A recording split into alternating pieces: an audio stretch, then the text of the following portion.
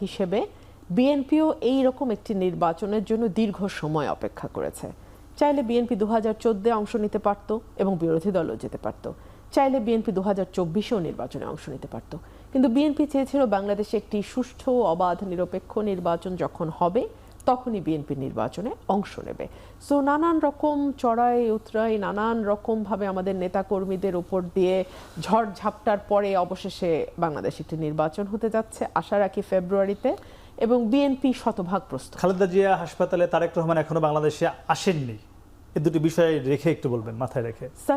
Certainly কেন মাথায় রাখবো না। আমাদের বিএনপির চেয়ারপারসন বেগম খালেদা জিয়া, তিনি কেন অসুস্থ, কেন তার শারীরিক অবস্থার এতটা অবনতি, এটাও কিন্তু দেশের মানুষ খুব ভালোভাবে জানে। এবং যেই মানুষটি নিজের পায়ে ভর করে গাড়িতে উঠে কারাগারে গেলেন, সেই মানুষটি কেন কারাগার থেকে ফিরবার পরে আর কখনো নিজের শক্তিতে দাঁড়াতে পারলেন না, হাঁটতে পারলেন না, এবং কেন এই মানুষটির একটার পর একটা ভাইটাল অর্গানের সমস্যা দেখা দিল, এটাও কিন্তু বাংলাদেশের মানুষ খুব ভালোভাবে জানে। হ্যাঁ, ভারপ্রাপ্ত চেয়ারম্যান এখনো বাংলাদেশে আসেন নাই, কিন্তু তিনি বাংলাদেশে আসবেন না এটা কিন্তু একবারও উনি বলেননি, কেউ বলেনি। সো উনি আসবেন, আমরা আশা করছি তফসিলের পরপরই উনি বাংলাদেশে আসবেন।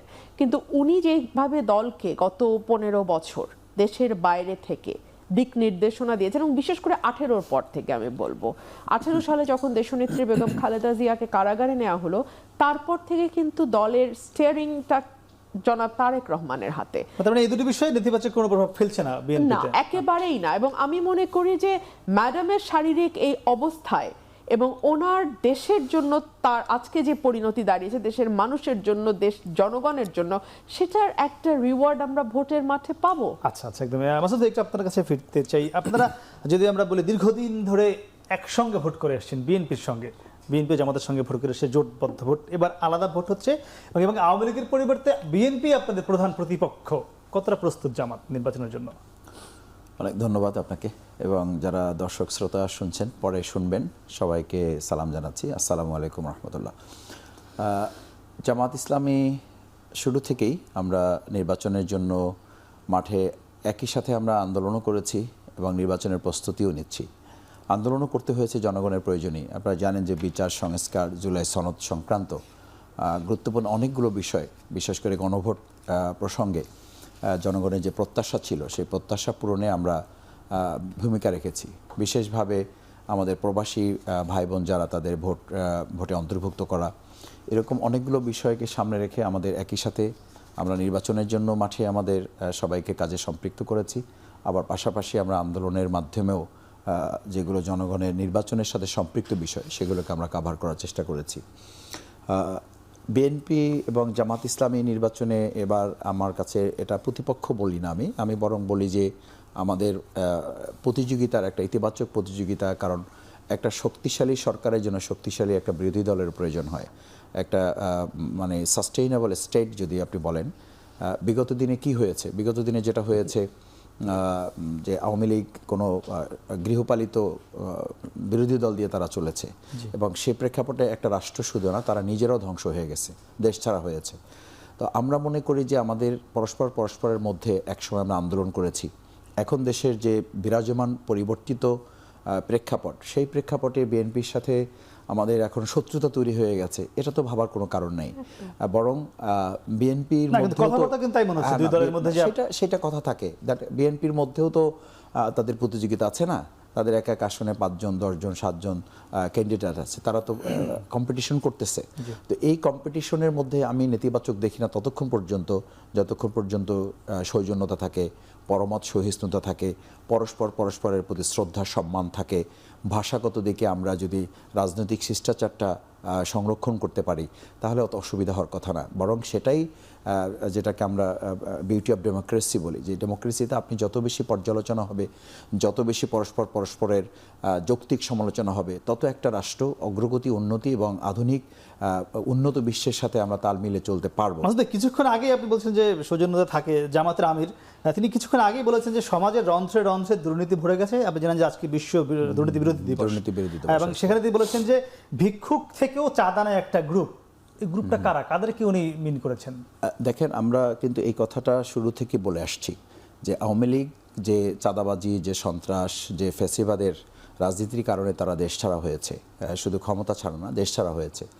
একই কাজ আমাদের দেশে করছে এবং কোনো কোনো ক্ষেত্রে আমরা শুনছি, দেখছি এবং পত্রপত্রিকায় আমরা জানছি, এমনকি বিএনপি নিজেরাও তাদের দল থেকে অসংখ্য নেতাকর্মী তাদের বহিষ্কার করেছে এই কারণের উপরে ভিত্তি করে। তাদের কোথাও কোথাও কারণ দর্শানোর নোটিশ করেছে, বহিষ্কার করেছে, আবার তাদের সংশোধন হয়েছে মনে করে তাদেরকে ফেরত নিয়ে আসছে। এটা হাজারের উপরে, মানে কয়েক হাজার। তো এই যে পরিস্থিতিটা হচ্ছে, এটা তো খুব স্বাভাবিকভাবেই বোঝা যায়। আর আমরা এই প্রসঙ্গে খুব স্পষ্ট কথা বলেছি। তো আমিনুল জামাত যে কথাটা বলেছেন যে আমরা চাঁদাবাজের কারণে একটা সরকারকে পতন ঘটালাম, আমরা যে জামাত বিএনপি মিলে, সেই একই কাজ যদি আবার এখন হয়, তো সেটা যদি জামাত করে, জামাতের ব্যাপারে বিএনপি বলুক। আর বিএনপির ব্যাপারে যদি এটা হয়ে থাকে, তাহলে বিএনপি তাদের ব্যাপারে পদক্ষেপ নেওয়া উচিত। কারণ এরকম একটা প্রেক্ষাপট তৈরি হলে বিএনপির জন্য এটা ভালো হবে না। ভালো হবে না বলতে তারা নিশ্চয়ই উপলব্ধি করছেন ভালো হচ্ছে না। ভালো হচ্ছে না যে তারা নিশ্চয়ই খেয়াল করছেন যে যেসব এলাকাগুলোতে তাদের জনপ্রিয়তা একটা জায়গা ছিল, সেই জনপ্রিয়তা জরিপগুলো এখন আসতেছে, সেই জরিপে নিশ্চয়ই তারা উপলব্ধি করতে পারতেছেন যে ক্রমান্বয়ে ভোটের রেশিওটা কিন্তু জামাতের একটা সময় ছিল যে জায়গায়, সেই জায়গাটা থেকে এখন একটা সময় আমাদের থেকে একটা ভালো ব্যবধান ছিল, সেই জায়গাটা এখন বরং বলা হচ্ছে জরিপে যে জামাত ইসলামী এখন দলগতভাবে আমরা জনপ্রিয়তার শীর্ষে অবস্থান করছে। আর পার্সেন্টেজগত দিক থেকে যদি ধরা যায়, তাহলে 30 এবং 34 মাত্র আমি 4% একটা উপলব্ধি করতে পারছে বিএনপি যে জামাতের নাকি বেড়ে যাচ্ছে, পার্থক্য কমে যাচ্ছে বিএনপির সঙ্গে, বিষয়টি তাই? দেখুন, প্রত্যেকটা জরিপেরই নানান রকম ফ্লস থাকে, সেগুলো নিয়ে আলোচনা হতে পারে। এবং জরিপ যে সবসময় ভোটের মাঠের চিত্রটা পুঙ্খানুপুঙ্খ রূপে তুলে ধরে, সেরকমটি নাও হতে পারে। যতক্ষণ পর্যন্ত বাংলাদেশে একটি সত্যিকারের নির্বাচন অনুষ্ঠিত না হচ্ছে, ততক্ষণ পর্যন্ত জরিপ নিয়ে আমরা আলোচনা করতে পারি। কিন্তু একমাত্র নির্বাচনের পরেই, এবং একটা সুষ্ঠু নির্বাচনের পরেই বোঝা যাবে মাঠে কার কি অবস্থা। আর এখানে আমার ভাই যে কথাটি বললেন, জামাতের জনপ্রিয়তা যদি বাড়ে, তাতে তো কোনো অসুবিধা নাই।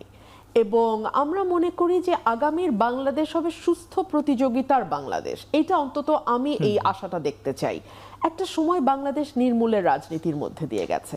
একটা সময়ে আমি জামাত ইসলামের উদাহরণই দেই, আমাদের শিবিরের ভাইরা বলতেও পারতেন না যে তারা শিবিরের সমর্থক, তাদেরকে বিভিন্নভাবে নির্যাতন করা হতো। ইভেন সংসদে দাঁড়িয়ে আমি আবরার ফাহাদ যখন হত্যাকাণ্ড ঘটে, তখন আমি বলেছিলাম, যখন একটা রব উঠলো যে আবরার ফাহাদ শিবির করে, তখন আমি বলেছিলাম যে এটা একটা ট্রেডিশন হয়ে দাঁড়িয়েছে যে give them a bad name and then kill it. So এই জায়গা থেকে তো বের হওয়ার একটা সুবর্ণ সুযোগ আমাদের হাতে এসছে, কেন সেটা আমরা কাজে লাগাবো না? জামাতের জনপ্রিয়তা যদি বাড়ে, তাহলে আমি মনে করি বিএনপির সঙ্গে একটা সুস্থ প্রতিযোগিতার যদি আমরা মানে সেই কালচারটা তৈরি করতে পারি, তাহলে আগামীতে নির্বাচনের মানে সময়ে প্রত্যেকের মাথায় থাকবে, প্রত্যেকটা দলের মাথায় থাকবে, আমি আরো কত ভালো কর্মী রিক্রুট করতে পারি, আমি রাজনীতিতে আরো কত গুণগত পরিবর্তন আনতে পারি, আমি কিভাবে মানুষের আরো কাছে যেতে পারি, আমি কিভাবে আরো বেশি সুশৃঙ্খল একটা দলে পরিণত হতে পারি। সো আমি এটাকে খুবই পজিটিভলি দেখি। সেই পজিটিভের জায়গায় আমরা দেখলাম যে আপনাদের ভারপ্রাপ্ত চেয়ারম্যান, আমরা কখনোই তাকে জামাত সম্পর্কে নেতিবাচক কোনো কথা বলতে দেখিনি। তিনি যতদিন ধরে রাজনীতিতে রয়েছেন, তিনি সম্প্রতি একটি আয়োজনে, বিএনপির আয়োজনে বলেছেন যে 1971 সালে কোন দল লক্ষ লক্ষ মানুষকে হত্যা করেছে এটি জানা আছে, তারা মানুষের মা বোনদের ধর্ষণ করেছে এটি বলেছেন, এবং তিনি স্পষ্ট জামাতকে ইঙ্গিত করেই বলেছেন। তাহলে হঠাৎ করে এই প্রতিক্রিয়া তিনি কেন দেখালেন, আমি সে উত্তর জানবো। তবে দর্শক, তার আগে নিচ্ছি ছোট্ট একটি বিরতি, ফিরছি একটু পরে, সঙ্গে থাকুন।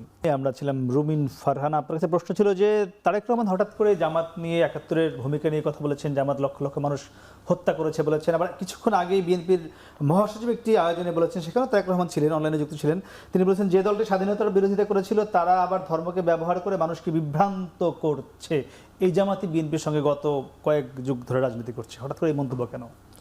দেখুন, পলিটিক্সের মাঠে, বিশেষ করে ভোটের মাঠে, পরস্পরের ব্যাপারে মন্তব্য করা, পরস্পরের দুর্বলতম বিষয় নিয়ে জনগণকে জানানো এবং কথা বলা, এটা খুব আশ্চর্য হবার কিছু নেই। বিশ্বব্যাপী নির্বাচনের সময় প্রতিদ্বন্দ্বী দলগুলোর মধ্যে এটা হয়ে থাকে।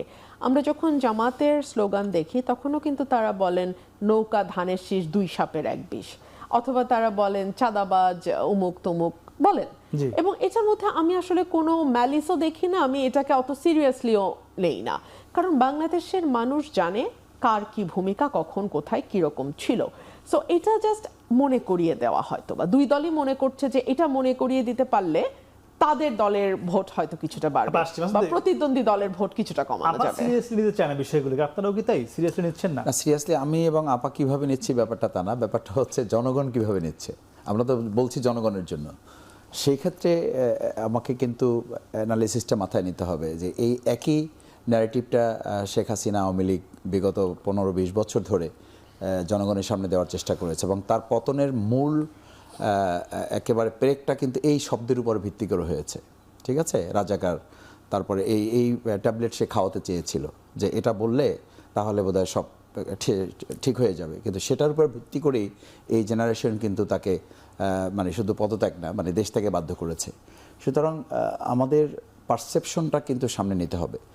জনাব তারেক রহমান এই প্রসঙ্গটা নিয়ে এসেছেন, আবার ওনারই কিন্তু বক্তব্য আছে যে ওনাকে যখন সাংবাদিকদের সামনে মুখোমুখি হতে দেখা গেছে, সেই ভিডিও এখন সামনে পাওয়া যাচ্ছে, যে এটা তো শেখ মুজিবুর রহমানও এটা বিষয়টা তাদেরকে বলেন নাই, তাদের নেতৃবৃন্দ এটার সাথে সম্পৃক্ত এই কোশ্চেন তোলেন নাই। শেখ হাসিনা লম্বা সময় ক্ষমতা ছিল, তারা তো এটা তোলেন নাই। তো একই কথা তো আজকে জনগণ ওনাদেরও বলবে যে ওনারা 3 টার্ম ক্ষমতায় ছিলেন, ওনাদের তো সুযোগ ছিল জামাতের এই এত অপরাধ করেছে জামাত, সেই বিচার তারা 3 টার্ম ক্ষমতায় ছিলেন, প্রধানমন্ত্রী বেগম খালেদা জিয়া ছিলেন, উনিও তো কোনো না কোনো দায়িত্বে ছিলেন। তো সেই জায়গায় তাহলে জামাতের বিচারের প্রশ্ন তখন উঠলো না কেন? যদি না উঠে থাকে তাহলে এখন এই প্রসঙ্গটা কেন? এই কেনর জবাবটা আসলে আমি, আপনি বা আমাদের আপা এখন ঠিক করলে হবে না, এটা সাধারণ মানুষ ঠিক করবে যে এই প্রসঙ্গগুলো মূলত একটা দলকে যখন তারা জনপ্রিয়তার দিক থেকে তাকে আর আদর্শিকভাবে বা কাজের দিক থেকে ফেস করা যায় না, তখন ইতিহাস টেনে তাকে ছোট করার একটা সুযোগ বের করা হয়। কিন্তু আপনারাও বিএনপিকে আবার চাঁদাবাজ বলেন, দুর্নীতিগ্রস্ত বলেন, আপনারা কিন্তু বিএনপির সঙ্গেই ক্ষমতায় ছিলেন, আন্দোলন করেছেন, তাহলে সেটা আপনারাও নিচ্ছেন কিনা? না, সেটা তো এখনকার মানে চাঁদাবাজি প্রসঙ্গ, সন্ত্রাস, দখলদার, এগুলো তো টেন্ডারবাজি, এগুলো তো এখনকার বাস্তবিক ব্যাপার। এখন এটা জেনারেশন দেখতেছে। আর 71 ইস্যু নিয়ে যে জনাব তারেক রহমান নিজে কথা বলতেছেন, উনি নিজেও কিন্তু এটার বাস্তব সাক্ষী না, উনি ওটা শুনে বলতেছেন। ওনারই কিন্তু একটা বক্তব্য আছে, যখন এই 30 লক্ষ কথা বলা হয়েছে তখন উনি দাঁড়িয়ে এটার প্রতিবাদ করেছেন। 30 লক্ষ কোথায় পেয়েছেন? এটা সর্বোচ্চ 2 লক্ষ, 2.5 লক্ষ, 3 লক্ষের বেশি হবে না, এটা তো শেখ মুজিব ভুলে বলে ফেলেছিল। তো সেই ভুল কথাটা এখন যদি আবার আমি শুদ্ধ করে বলি বা শুদ্ধ করে বলার চেষ্টা করি, এই বিচার বিশ্লেষণগুলো এদেশে জনগণ করবে। সুতরাং আমার মনে হয় না যে এই ইস্যুগুলো গুরুত্বপূর্ণ। এটা স্বাধীনতা আমাদের কাছে গুরুত্বপূর্ণ, স্বাধীনতার 3টা মূল স্তম্ভ আমাদের কাছে গুরুত্বপূর্ণ: সাম্য, মানবিকতা, ন্যায় বিচার বা যেটা সামাজিক ন্যায় বিচার, এইটা গুরুত্বপূর্ণ। এই 3টা ইস্যুতে আসলে কি ভূমিকা দলগুলো পালন করছে, সাম্যের ক্ষেত্রে কি ভূমিকা, মানবিকতার ক্ষেত্রে কি ভূমিকা, সেই জায়গাটাই এখন জনগণের কাছে ইম্পর্টেন্ট হয়ে গেছে। আবার একটু জানতে চাই, জামাতের আমির বলেছেন যে আগামীতে যদি জামাত ক্ষমতায় যায় এবং 200 আসন পাওয়ার কথা তিনি বলেছেন, জামাত যদি 200 আসনও পায় তাও জামাত জাতীয় সরকার গঠন করবে, সেই সরকারে বিএনপি যাবে কিনা তিনি সেই আহ্বানও করবেন বলেছেন। আগে ভোটটা হোক, তারপরে না 200 আসন। আমরা তো এনসিপিকেও বলতে শুনেছি, বিশেষ করে এনসিপির একজন অত্যন্ত ভোকাল নেতা বলেছেন যে তারা 300 আসনই বোধহয় পেয়ে যাবেন, এরকম বলেছেন। তো জানি না 300 আসন কিভাবে হয় বা কি 350 আসন তারা পাবেন, এরকম বলেছেন। বিএনপি 20-25টা পেতে পারে এরকম বলেছেন। সো ভোটের আগে এগুলো কথা হয়। জাতীয় সরকারের ইস্যুটা কিন্তু বিএনপি তার যে 31 দফা সেখানে পরিষ্কারভাবে বলেছে যে সকল দলের মতের মানুষকে নিয়েই তারা সরকার গঠন করবে।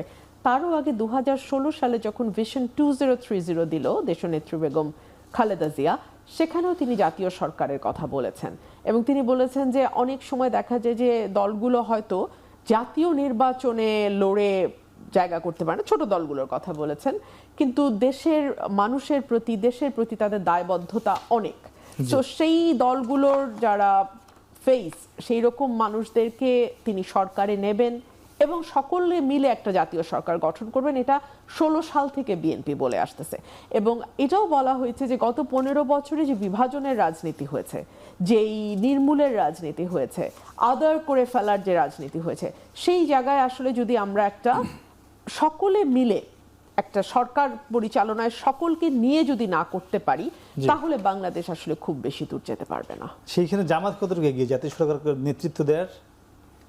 আমি বুঝি জামাত কতটুকু এগিয়ে নেতৃত্ব দেওয়ার জাতীয় সরকারের? হ্যাঁ, জামাত কতটুকু এগিয়ে এটা তো আসলে ভোট না হওয়ার আগে বলা যাবে না, তবে ডেফিনেটলি জামাতের প্রিভিয়াস রেকর্ড যদি আমরা দেখি সেই জায়গা থেকে তাদের ভোটের পার্সেন্টেজ অনেকখানি বেড়েছে। এর পিছনে অনেক কারণ আছে, বাট এটা সত্য যে জামাতের ভোটের পার্সেন্টেজ নিশ্চয়ই বেড়েছে। বলছেন জাতীয় সরকারে অন্যকে আহ্বান করছে, 200 আসন পাওয়ার কথা বলছেন, এই হঠাৎ করে এত কনফিডেন্সটা কেন? না, হঠাৎ করে এই কনফিডেন্সের তো ব্যাপার না। ব্যাপারটা হচ্ছে আমরা এই দেশে বিভিন্ন সময়ে যে সংসদ নির্বাচনগুলো হয়েছে, জামাত ইসলামী সেখানে প্রতিনিধিত্ব করেছে। সেই প্রতিনিধিত্বের জায়গায় আমাদের একটা খুব গুড রেকর্ড জাতির সামনে আমরা দিয়েছি। যখন এই দেশ দুর্নীতিতে চ্যাম্পিয়ন, তখন আমাদের 2 জন মন্ত্রী 3টা মন্ত্রণালয় দুর্নীতি মুক্তভাবে পরিচালনা করেছেন। সুতরাং এই যে মানে করাপশনের জায়গায় আমরা একটা মানুষের এখন সবচেয়ে গুরুত্বপূর্ণ জায়গা হচ্ছে এটা, যে আমরা নো করাপশন, আমরা দুর্নীতি চাই না, সুশাসন, গুড গভর্নেন্স চাচ্ছে। এই জায়গাটা জামাত ইসলামী তো মুখে না, আমরা কথায় না, আমরা কাজে দেখাতে পেরেছি। স্বাভাবিকভাবেই এবার নির্যাতন নিপীড়নের জায়গা দেখেন, বেগম খালেদা জিয়া নিশ্চয়ই অত্যাচারিত হয়েছেন শেখ হাসিনা দ্বারা। এরপরে ভারপ্রাপ্ত চেয়ারম্যান উনি দেশের বাইরে চলে যেতে বাধ্য হয়েছেন। তো এর পাশাপাশি আবার দেখেন জামাত ইসলামের 7 জন নেতাকে কিন্তু সরাসরি ফাঁসি দেওয়া হয়েছে। দেলোয়ার হোসেন সাঈদী রাহমাহুল্লাহ, উনি এই দেশের শুধু না আন্তর্জাতিকভাবে উনি শিক্ষিত একজন আলেম, তাকে মেডিকেল কিলিংয়ের মাধ্যমে হত্যা করা হয়েছে। এই সমস্ত বিষয়গুলো সামনে রেখে জনগণের পারসেপশন 3টা। একটা হচ্ছে আধিপত্যবাদ বিরোধী আন্দোলনে জামাত ইসলামের ভূমিকা, সেটা পাবলিক পারসেপশনটা আমাদের সাথে ক্যারি করেছে। নাম্বার 2 হচ্ছে হ্যাঁ না, সেটা আছে, সেই জায়গাটা তারা তাদের মতো করে চিন্তা করছে কে কতটুকু করেছে। সেই আধিপত্যবাদ বিরোধিতা আবার কিন্তু দ্বিচারিতাও দেখা যাচ্ছে, যে আমরা এখন মানে ভারতের সাথে মিলিয়ে কি করছি। এখন বিএনপির কিন্তু আমি এলাকায় আমি শুনতে পাই যে আমাদের আধিপত্যবাদ মুক্ত একটা আমাদের বিএনপি দরকার, যে বিএনপি খালেদা করেছেন, খালেদা জিয়া করেছেন, যে বিএনপি শহীদ প্রেসিডেন্ট জিয়া রহমান করেছেন, আমরা সেই বিএনপি খুঁজছি। তো এই কথা শুধু আমার জামাত ইসলামী বা মানে কোনো দলের না, এটা কিন্তু সাধারণ মানুষেরও এবং বিএনপির একটা বড় অংশের কথা, যে আমরা সেই বিএনপি চাই যে বিএনপি শহীদ প্রেসিডেন্ট জিয়া রহমান করেছেন, যারা আধিপত্যবাদের কাছে মাথা নত করেন নাই। তার মানে হচ্ছে সামথিং হ্যাপেন, কোথাও এরকম প্রবলেম হচ্ছে। 2 হচ্ছে যে আমরা একটা মানে আমাদের জনশক্তি বা আমাদের কর্মীদের মাঝে আমরা সুশাসনের একটা এক্সাম্পল আমরা সেট করতে পেরেছি। আর 3rd ছিল আমাদের সবচেয়ে বড় যেটা, সেটা হচ্ছে যে সৎ, দক্ষ, যোগ্য নেতৃত্ব বিনির্মাণে আমরা সাধারণ মানুষের পাশে থাকার চেষ্টা করেছি একেবারে নিঃস্বার্থভাবে। একটি বিষয়ে জানতে চাই, অনেক কিছু করেছেন, আবার আপনাদের নিয়ে একটি কথা বারবারই উঠে আসছে যে এই নির্বাচনকে সামনে রেখে আপনারা ধর্মকে ব্যবহার করছেন। গতকালও বিএনপির স্থায়ী কমিটির সদস্য সালাউদ্দিন আহমেদ বলেছে যে আপনারা ধর্মকে ট্যাবলেট হিসেবে ব্যবহার করে আগামী নির্বাচনে একটি পরিকল্পিতভাবে এগোচ্ছেন, ধর্মকে ব্যবহার করার। জান্নাতের টিকিটের বিষয়ে একটি রয়েছে, এটা নিয়ে খুবই আলোচনা সমালোচনা চলছে। এই বিষয়টা আজকে আপনি একটু ক্লিয়ার করবেন দর্শকদের জন্য আমাদের সামনে। তবে দর্শক তাকে নিচ্ছে আমরা ছোট্ট একটি বিরতি করছি, সঙ্গে থাকুন। আমরা ছিলাম ডক্টর শফিকুল ইসলাম মাসুদ আপনার কাছে। বিএনপির স্থায়ী কমিটির সদস্য সালাউদ্দিন আহমেদ বলেছে ধর্মের নামে ট্যাবলেট বিক্রি করে জামাত জনগণের সাথে প্রতারণা করছে। একই সঙ্গে বেশ কিছুদিন ধরে সামাজিক যোগাযোগের মধ্যে বলেছে জামাত জান্নাতের টিকিট বিক্রি করছে। মানে এই বিষয়গুলো আসলে কি আপনারা আসলেই করছেন না অন্য কোনো বিষয় রয়েছে? মানে আমাদের দেশে কিছু হলে তো সাংবাদিকদের কাছে তথ্য আসে, তো কোনো একটা টিকিট তো আপাতত আপনারা এখন পর্যন্ত পাওয়ার কথা না। মানে তথ্য অনুসন্ধানে বা কোনো রিপোর্টে কি কোনো টিকিট আপনাদের হাতে এসে পৌঁছেছে, বা কেউ বিএনপিরও যদি কেউ নিয়ে আসতো যে ভাই এই যে জামাত টিকিট বিক্রি করতেছে, এটা আপনাদের কিন্তু ফলো করা উচিত, এটার বাস্তবে এটার কোনো ভিত্তি নাই। 1, 2 হচ্ছে এটা একটা বায়বীয় ব্যাপার। 3 নম্বর হচ্ছে আপনি একজন মুসলিম হিসাবে অথবা একজন হিন্দু হিসাবে জান্নাত, জাহান্নাম, স্বর্গ, মর্ত, এটার সাথে তো আপনি রিলেট, আপনি তো এটার সাথে সম্পর্কিত। 3 নম্বর হচ্ছে রিলিজিয়ান বা ধর্মটা বাদ দিয়ে তো কোনো কিছু, আমাদের যে ধর্মে আমরা বিশ্বাস করি সেখানে আল্লাহ সুবহানাহু ওয়া তাআলা পরিষ্কার করেছেন যে আল ইয়াউমা আকমালতু লাকুম দীনাকুম ওয়া আতমামতু নি'মাতি ওয়া রাদিতু লাকুমুল ইসলামা দীনা। মানে এখানে পরিপূর্ণ জীবন ব্যবস্থা। দিন মানে শুধু ধর্ম না, দিন মানে হচ্ছে মানুষের জন্ম থেকে মৃত্যু পর্যন্ত মাঝখানের সবটুকু সময় এবং ইহকাল পরকাল দুটো মিলে। সুতরাং আপনি যখন আধা ঘন্টা কথা বলবেন, আমি তো আমার এলাকায় বলি 5 মিনিট কথা বললেও তো আমার সামনে দুনিয়ার কল্যাণ যেমন বলা দরকার, গম নিয়ে আলোচনা করা দরকার, টিন নিয়ে আলোচনা করা দরকার, রাস্তা নিয়ে আলোচনা করা দরকার, স্কুল কলেজ নিয়ে যেমন আলোচনা করা দরকার, এটা যেমন আমার একটা ইম্পর্টেন্ট পার্ট লাইফের, আমার লাইফের কিন্তু আমার মৃত্যুর পরে জান্নাত জাহান্নামও it's a very important part. সুতরাং সেই পার্ট নিয়ে যদি কেউ আমাকে সতর্ক না করে, আমরা বলি যে আমরা জান্নাতের টিকিট বিক্রির কথাটা হচ্ছে আমাদের উপরে চাপিয়ে দেওয়া, এটা হচ্ছে আমাদেরকে এটা ফোবিয়া তৈরি করা। আর মূলত আমরা যেটা করি সেটা করা উচিত, এবং সেটা বিএনপিরও করা উচিত মুসলিম হিসাবে, কারণ তারা তো বলে তারা মদিনা ইসলাম চায়। তো মদিনার ইসলামের মধ্যে তো এটা আছে। রাসূল সাল্লাল্লাহু আলাইহি ওয়াসাল্লাম তো মানুষদেরকে শুধু দুনিয়ার কথা বলেন নাই, তারা তো পরকালের সঙ্গে মানে ঈশার কথা, সতর্কতার জন্য তো বলেছেন জাহান্নাম থেকে বাঁচতে হবে, জান্নাতে যেতে হবে। আর দেখেন আপনি সালাউদ্দিন সাহেব বলেছে, সালাউদ্দিন সাহেব একা নামাজ পড়তেছেন মাঠে, সব আশপাশে দাঁড়িয়ে ছবি তুলতেছে। এইটা কি খুব দরকার ছিল? দরকার ছিল এটার যে লা ইলাহা ইল্লাল্লাহ ধানের শেষে বিসমিল্লাহ, এরপরে এটার কি দরকার আছে যে মানে ধানের শেষে ভোট দিলে আপনি জান্নাত পাবেন? এই একটা ভিডিও আছে আমার কাছে, আপনি চাইলে আপনি দেখাতে পারি।